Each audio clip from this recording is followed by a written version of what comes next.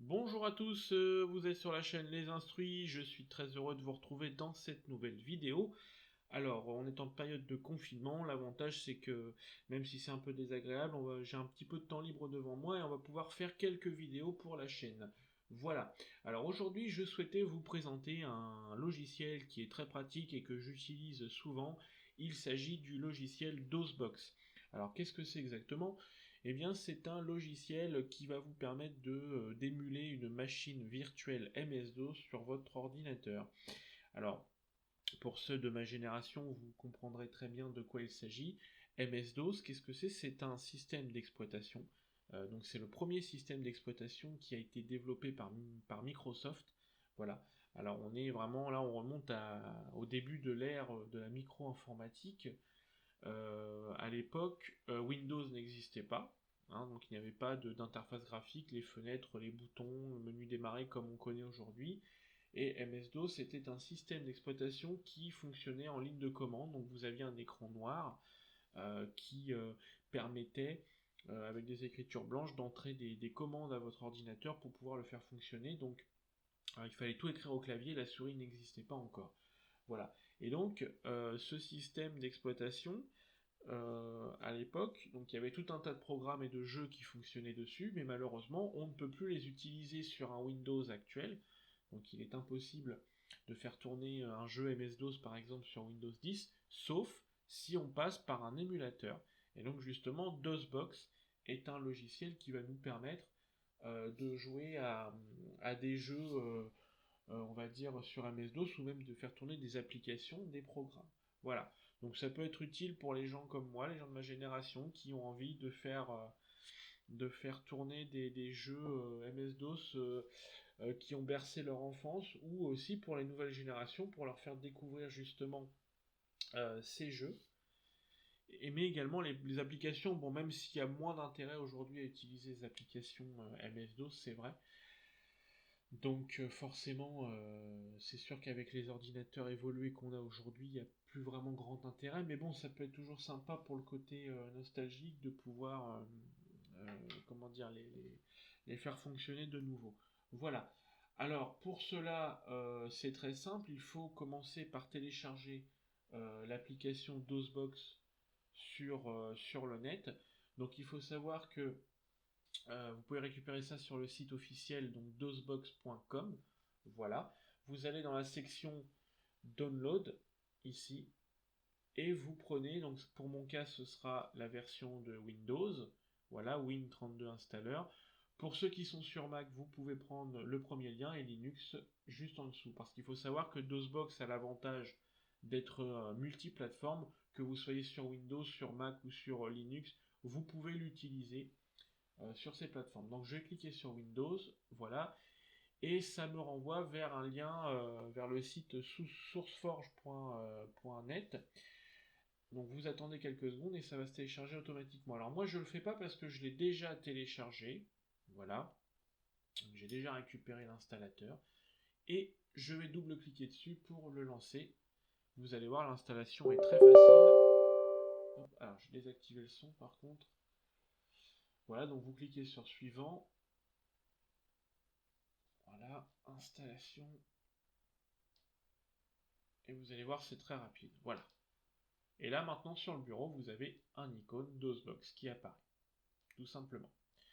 Alors, je vais le lancer une première fois pour vous montrer à quoi ça ressemble. Et après, on fera une petite manipulation ensemble. Donc, il se lance. Et voilà, DOSBox est maintenant démarré avec, en toile de fond, une machine virtuelle sous MS-DOS. Vous voyez, ça ressemble à ça, tout simplement. Vous avez un écran avec des petites écritures blanches comme ça. Il faut savoir justement que tout se faisait à partir du clavier. Il suffit de taper des commandes. Vous voyez, par exemple, je tape la commande CLS et là, ça m'a nettoyé l'écran. Voilà. Et vous aviez un, comment dire, ce qu'on appelle un prompt de commande. Il suffisait de taper une commande au clavier pour vous donner les instructions à votre ordinateur. Voilà. Alors, juste avant, on va faire une petite manipulation, comme je vous disais. Parce qu'il faut savoir que la machine virtuelle sur DOSBox va utiliser votre disque dur Windows. Et pour éviter comment dire, qu'il y ait un conflit entre les deux et que ce soit un petit peu le fouillis, on va créer un dossier spécialement dédié à votre machine MS-DOS. Donc moi je vais aller sur le disque C, hein. Donc je vais à la racine de mon disque et je crée un nouveau dossier. Voilà, donc je vais vous montrer comment j'ai fait. Je reviens dessus. Alors mon ordinateur rame un petit peu par contre. Voilà, il n'aime pas beaucoup la capture. Donc je vais sur le disque C ici. Voilà.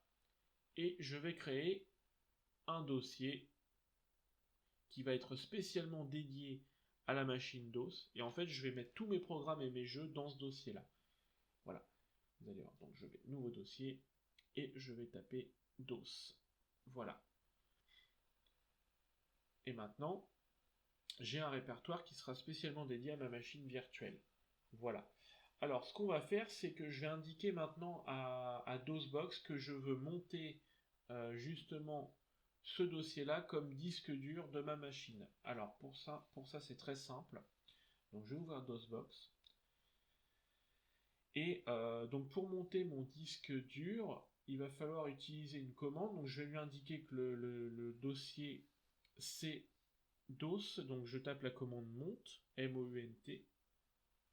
Voilà, je vais monter le lecteur C, donc je tape C, et je vais indiquer la destination de mon dossier qui pour moi sera C, anti/DOS. Voilà, donc en tapant ça, je vais tout simplement lui indiquer que je vais définir le dossier CDOS de ma session Windows comme étant le lecteur C de ma machine MS-DOS, tout simplement. Voilà. Donc je vais cliquer sur Entrée, et là vous voyez, il me dit que le lecteur C a bien été monté, et il vous rappelle le chemin que vous avez choisi. Maintenant, je vais me placer dessus, donc je vais me mettre sur le lecteur C de ma machine, donc je tape C deux points, et voilà. Et là je suis sur le lecteur C. Et en fait, à l'époque, quand vous démarriez une machine sur MS-DOS, vous aviez simplement ça à l'écran. Vous aviez un écran noir avec justement le prompt C qui était dessus. Voilà. Alors le problème c'est que vous voyez, quand vous redémarrez la machine, vous êtes obligé de le refaire à chaque fois, vous devez retaper la commande monte C2.DOS. Alors je vais vous montrer une petite astuce pour éviter d'avoir à le faire. Ça va se faire tout seul au démarrage. Donc pour ça vous allez dans le dossier C. Alors on va là-dessus. Voilà, donc vous allez sur le disque C, vous allez dans le dossier utilisateur, vous prenez le dossier de votre session, donc pour moi c'est les instruits, voilà. Ensuite il va falloir afficher les dossiers cachés, donc vous allez dans affichage, à droite options, voilà, alors options, oui c'est celle-là, vous faites modifier les options des dossiers de recherche, et vous allez dans l'onglet affichage, et ici vous voyez vous avez une ligne afficher les fichiers dossiers et lecteurs cachés. Vous cliquez dessus et vous faites appliquer. Voilà, et là, voilà, vous avez des dossiers cachés qui sont apparus. Vous allez dans app data qui est ici en haut, et vous allez dans roaming, je crois, si je dis pas de bêtises. Non, c'est pas là. C'est dans local, je crois. Ouais, c'est ici. Voilà. Voilà, et là vous avez un dossier DOSBox qui est ici. Vous cliquez dessus, et là vous avez un fichier de configuration DOSBox. Donc c'est un fichier qui s'ouvre avec un éditeur de texte classique, donc vous faites clic droit, ouvrir avec, voilà, et je vais l'ouvrir avec le bloc-notes, tout simplement. Voilà, donc je choisis le bloc-notes, je clique sur OK.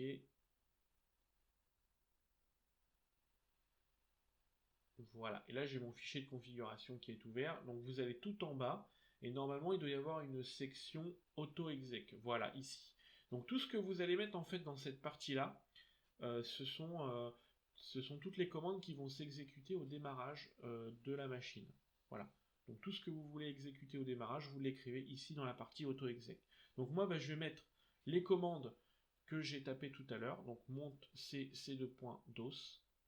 Je vais rajouter également c deux points pour qu'il me place directement dans le dossier C, et je vais taper CLS pour effacer l'écran à l'ouverture, comme ça j'aurai une fenêtre propre au démarrage de DOSBox. Et là, si je lance mon DOSBox, voilà, et bien voilà. Maintenant, il m'a monté automatiquement le lecteur C, et en plus il m'a placé dessus, et il m'a effacé la fenêtre. Donc j'ai vraiment quelque chose de propre. Au moins je peux travailler tranquillement, j'ai plus besoin de me prendre la tête à écrire les commandes à chaque fois au démarrage, tout se fait automatiquement. Donc maintenant il ne me reste plus qu'à télécharger un jeu et à le faire tourner sur la machine. Alors je vais vous montrer comment on fait. Vous allez voir, c'est très simple. Alors je vais fermer DOSBox.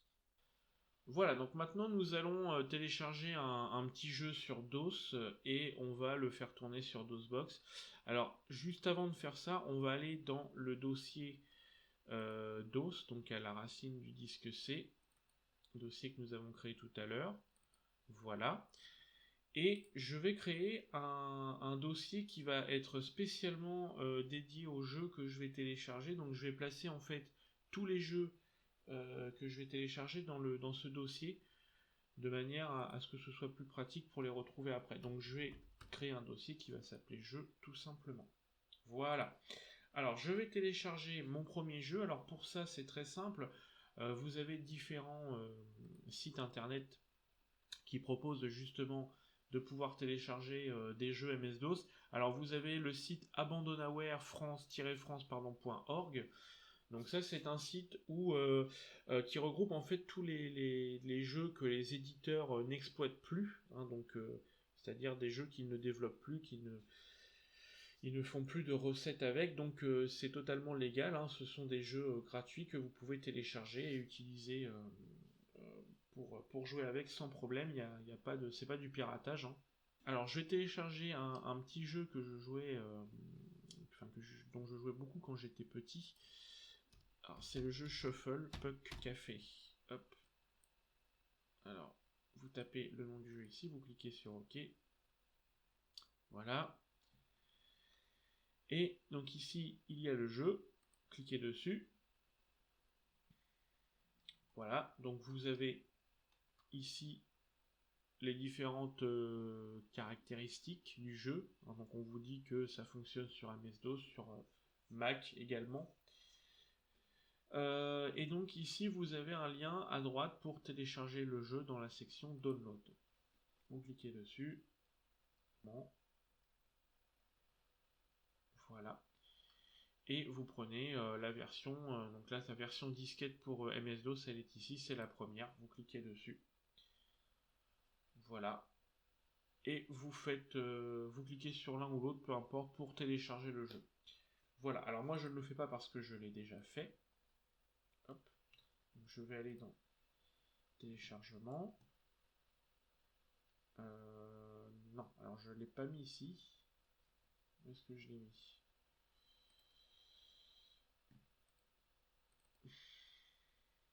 Il est là. Voilà. Hop. Alors, vous obtenez un fichier compressé, donc je vais l'extraire.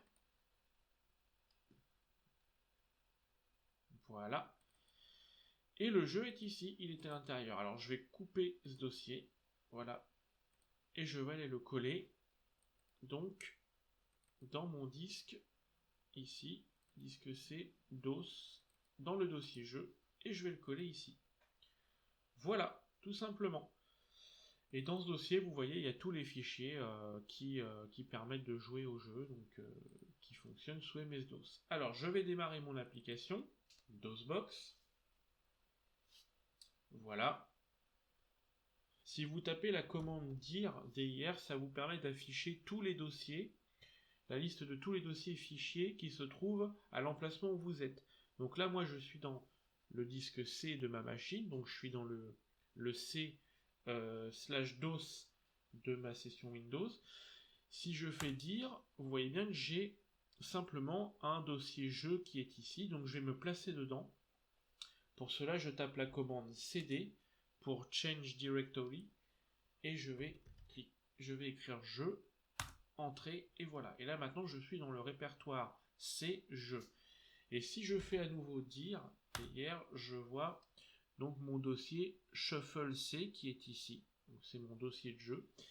Pareil, je vais aller dans ce dossier, donc je fais CD, Shuffle C, et voilà. Et là maintenant je suis dans le dossier de mon jeu. Si je fais un dire à nouveau, vous voyez que j'ai tous les fichiers de mon jeu qui sont ici.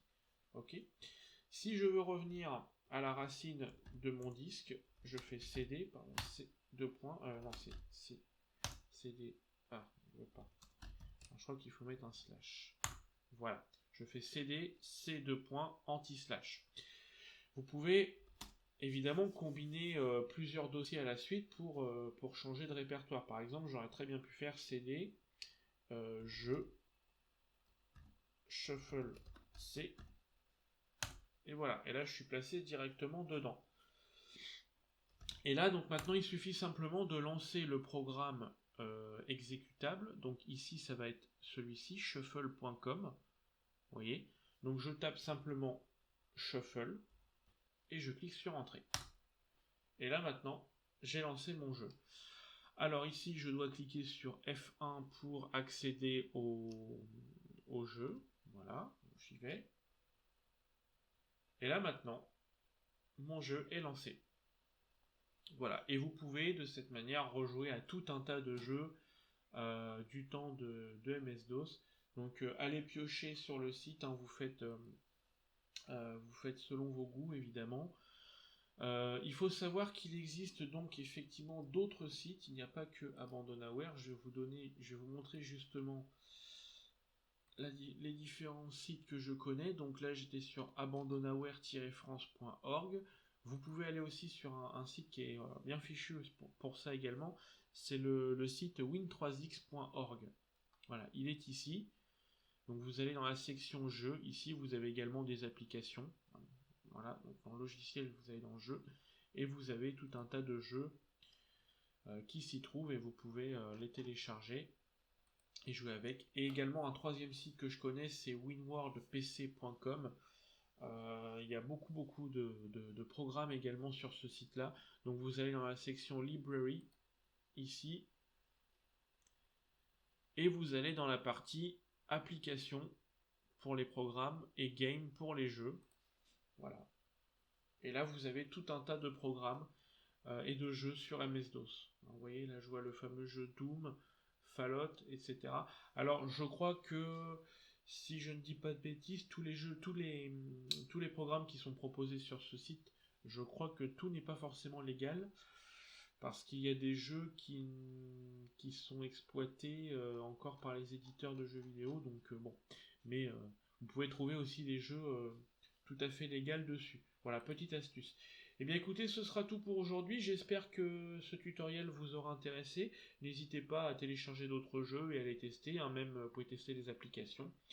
Vous allez voir, ça permet quand même de faire pas mal de choses. Entraînez-vous, exercez-vous, c'est très simple à prendre en main, et n'hésitez pas à consulter la doc officielle de DOSBox si vous souhaitez en savoir plus. Voilà, on se quitte maintenant, je vous dis à bientôt et vous donne rendez-vous dans une prochaine vidéo. Ciao, bye bye.